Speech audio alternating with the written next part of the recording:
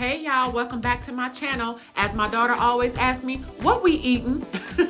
And tonight I'm making a Western Smash Bacon Cheeseburger. Tiki, this one is for you. When I say this burger gave me life, this burger was everything. All right, y'all, we're gonna start off with our bacon. Preheat your oven to about 400 and throw your bacon in the oven. Keep a close eye on it so it does not burn.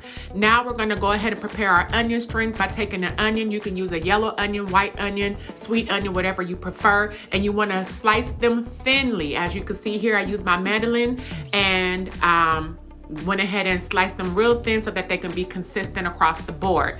Now, because we don't want the full rings, you could do the full rings, but I didn't want the full rings. I went ahead and just cut the bottom half, not totally in half, but just the cut the bottom, put a slit in the bottom half of the onion so that when they fry, they kind of curl up a little bit. Now I'm gonna place my onions in a bowl and cover them with buttermilk. You can use egg and then dip it in the batter, however you prefer, but I use buttermilk. Now I'm gonna just toss them with my hand. Yes, with my hands. My hands are clean. Don't come for me in these comments.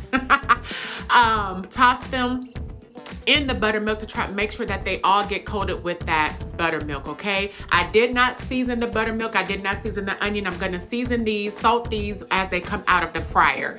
Next, we're gonna go ahead and start preparing the meat for our smash burgers. Okay, a smash burger is just a thin patty that you smash down, or you smash down the hamburger meat to make a thin patty. I did not season the ground beef. This is Angus, 85, 15%. I did not season it with salt. I just added a little of my garlic powder and onion powder for taste. I'm gonna make them in about 3 to 4 ounce balls.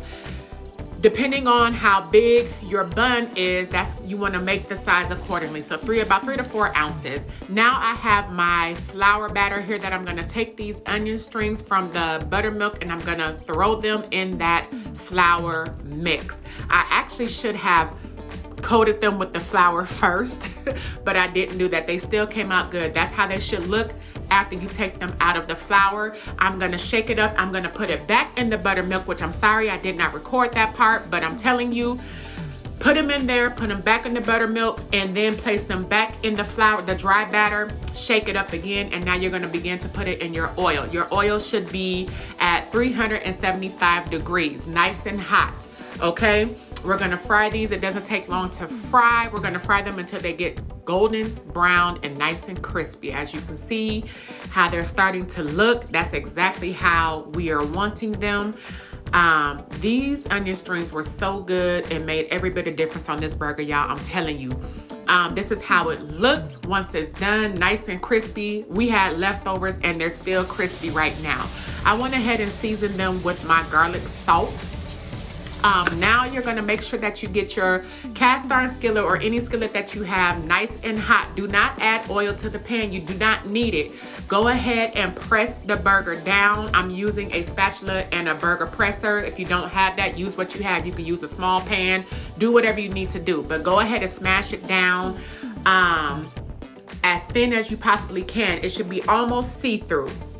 As you can see in this clip right here. Now I'm going to season the top. This is why I didn't season the meat. You season it as it's cooking. This is what the restaurants do. I'm telling y'all, I done seen it. If you ever been to Frugal's, you know how they do. Flip it. See that crust right there? Y'all, the crust is what makes this burger. You want the crust. If you ain't got the crust by the time you flip that burger, you ain't do it right. Start over and try again. Place your cheese on it. It's not gonna take long to cook because it's thin. Now we're gonna assemble this here burger. As you can see, I have toasted my buns. I toasted them in the oven. I'm gonna drizzle some barbecue sauce, just whatever barbecue sauce you have on hand, or make your own, whatever you wanna do. As you can see here, my patties, this is a double bacon cheeseburger, okay? My patties are the perfect size for the size bun that I have. This is just a regular sesame seed bun.